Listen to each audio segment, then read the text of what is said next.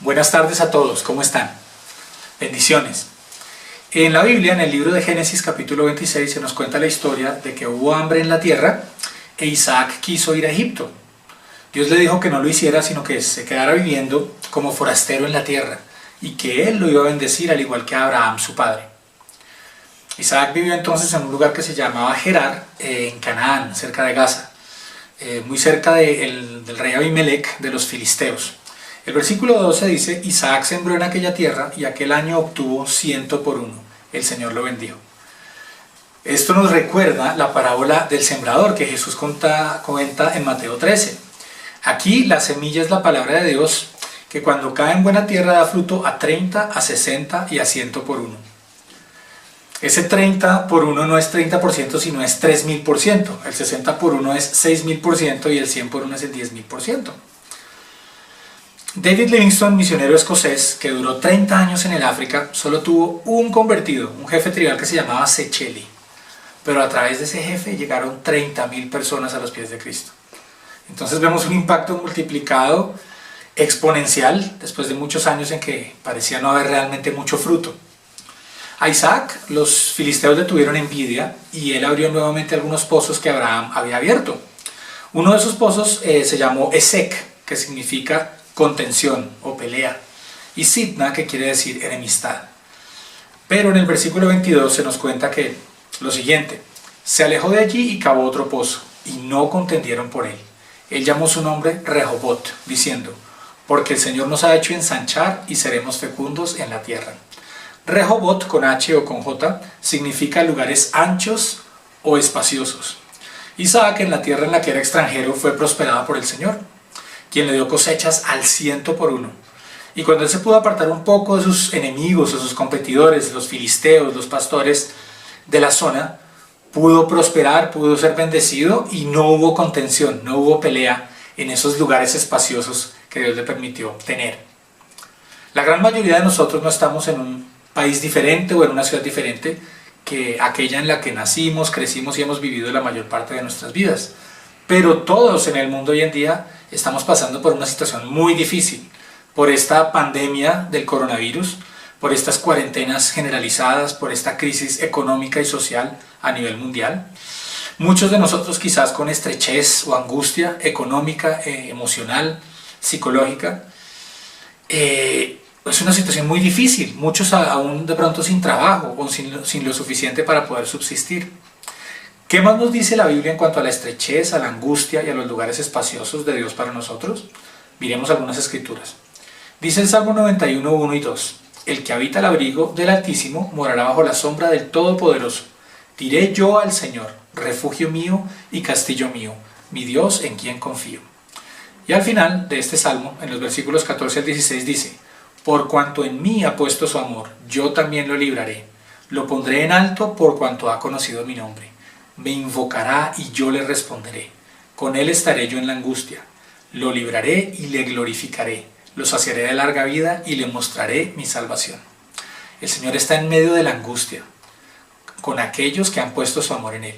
Él promete ponerlos en alto, sacarlos tarde o temprano de su estrechez, glorificar su nombre en y a través de ellos y darles una vida plena y extendida, conociendo su salvación. Si tú has puesto todo tu amor, toda tu confianza y toda tu vida en las manos del Señor, esta y las promesas que vienen son para ti. El Salmo 4, versículo 1 dice: respóndeme cuando clamo, oh Dios de mi justicia. Cuando estaba en angustia, tú me hiciste ensanchar. Ten misericordia de mí y oye mi oración. El rey David nos cuenta aquí cómo a aquellos que confían en él, Dios les provee no solo de los recursos fundamentales y la satisfacción de sus necesidades básicas, sino que escucha sus oraciones y les da en abundancia todo lo necesario, aún en medio de la angustia. Este famoso monarca bíblico, el dulce cantor de Israel, al final del Salmo del Pastor, en el Salmo 23, 5 y 6, dice: aderezas mesa delante de mí en presencia de mis angustiadores, unges mi cabeza con aceite, mi copa está rebosando. Ciertamente el bien y la misericordia me seguirán todos los días de mi vida, y en la casa del Señor moraré por largos días.